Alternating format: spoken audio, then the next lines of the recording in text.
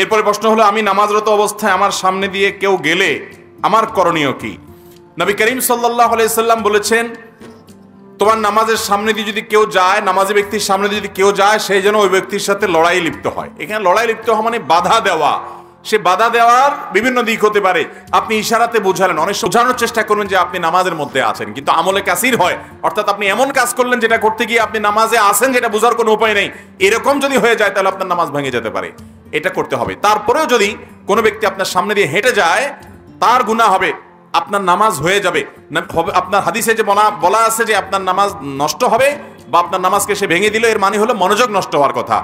আর নবী করিম সাল্লাল্লাহু আলাইহি সাল্লাম বলেছেন, নামাজি ব্যক্তির সামনে হাঁটাহাঁটি করা যে কত বড় অপরাধ, এটা যদি কেউ জানতো তাহলে 40 পর্যন্ত সে দাঁড়িয়ে থাকতো। 40 বলতে 40 দিন না 40 ঘন্টা, সেটা হাদিসে উল্লেখ হয় নাই। 40 দিন যদি ধরেন তাহলে 40 দিন সে দাঁড়িয়ে থাকতো প্রয়োজনে, তারপরও নামাজের সামনে দিয়ে হাঁটতো না, যদি জানতো এর কারণে কি মূল্য তাকে কিয়ামতের দিন দিতে হবে।